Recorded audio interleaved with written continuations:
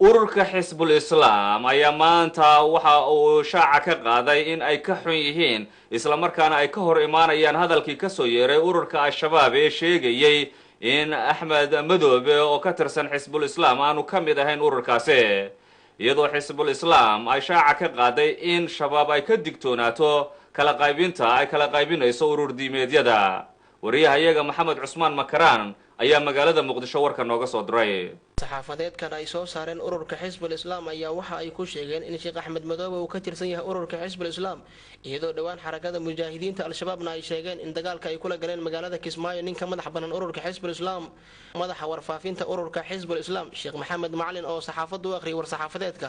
ayaa waxa uu sheegay waa mahadsantiin bahda saxaafada kasoo qaybgalka aad kasoo qaybgasheen war-saxaafadeedkan dhowaan saacad ka hor bayaankan ayaa ka soo baxay xarunta xisbiga oo ku aadan dagaaladii shalay ka dhacay magaalada Kismaayo wuxuuna yahay bayaanku sidaan dagaalkii ka dhacay shalay magaalada Kismaayo wuxuu ahaa weerar lagu soo qaaday xisbiga oo ay soo qaadeen xarakada al-shabaab al-mujaahidiin waxaana lagu soo qaaday dhammaan xarumihii xisbul islaam oo ku lahaa magaalada Kismaayo axmed madoobe dagaalkiisuna horay ayaan u cilaaminay inuu yahay dagaal lagu soo qaaday xisbiga ridada lagu riday axmed madoobe waa mid siyaasi ah oo qofkii ku khilaafsan lagu tuuro mana ahan mid waafaqsan manhajka ahlus sunna wal jamaa sidoo kale sheekh maxamed macalin oo war-saxaafadeed ku akhriyay saxaafadda ayaa waxa uu intaa ku daray in ururka xisbul islaam ee ka dagaalamaya magaalada Kismaayo aysan ahayn arrin qabiil isla markaana uu ka tirsan yahay axmed madoobe iyo ciidamadiisa ururka xisbul islaam oo ay dhowaan ku sheegeen xarakada mujaahidiinta al-shabaab inuu ka madax bannaan yahay ninka ay dagaalka kula galeen gudaha magaalada Kismaayo maas arrimo wax ka jira ma ahan marar badanna waa cilaaminay waana sheegnay dhammaan howla xisbiga ayay ku maqan yihiin shaqo xisbi u diray ayay ku maqan yihiin si kastaba ha ahaatee war-saxaafadeedkan ka soo baxay xafiiska warfaafinta ee ururka xisbul islaam ayaa imaanaya xilli dhowaan dagaal ay ku galeen xarakada mujaahidiinta al-shabaab iyo ururka xisbul islaam magaalada Kismaayo ee xarunta gobolka Jubbada Hoose kaasoo ay ku geeriyoodeen ku dhawaad ilaa 25 ruux tira intaa ka badanna ay dhaawacyo ka soo gaareen maxamed cismaan makaraan telefishinka universal muqdisho ugu yaraan 4 ruux ayaa waxaa lagu soo waramayaa in ay geeriyoodeen ilaa 15 qofood oo kalena ay dhaawacyo soo gaareen kadib markii tiro madaafiica lala beegsaday suuqa bakaaraha ee magaalada muqdisho warbixin umuurtaasi ku saabsan waa kan wariyahayaga cabduqaadir cumar cabdulle oo warkan muqdisho nooga soo diray dhimashada 40 qof iyo dhaawaca tirada ka badan ayaa waxa ay ka dambeysay kadib markii madaafiic ay ku dhaceen gudaha suuqa weyn ee bakaare ee magaalada muqdisho muddooyinkii ugu dambeeyay ay ku dhacayeen madaafiic kala duwan kuwa oo ka dambeeyay markii ay dagaal ka dhacaan magaalada muqdisho madaafiicdani oo ku dhacday qaybta qudaarta ee suuqa bakaaraha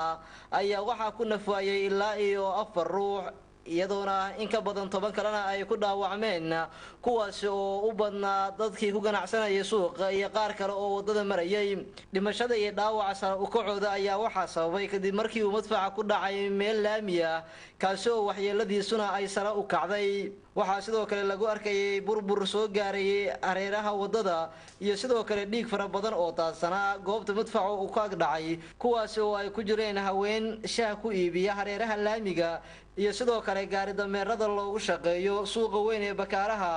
oo yaalay bartamaha goobta uu madfaca kula dhacay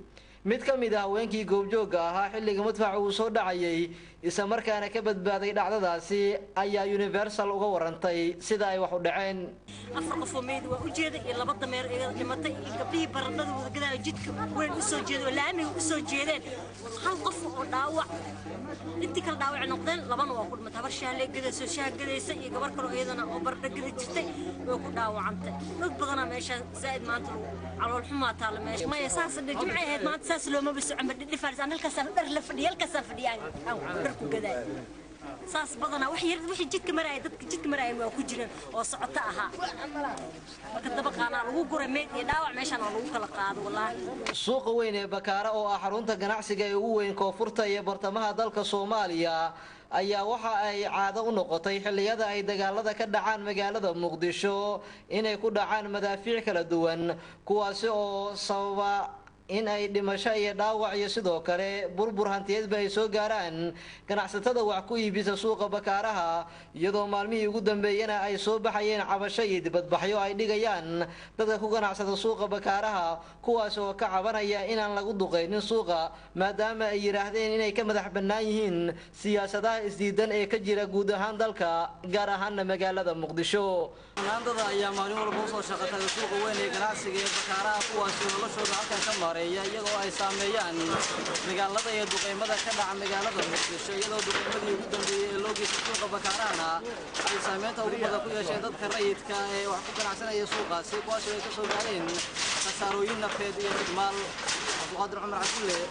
Universal TV, suuqa bakaaraha.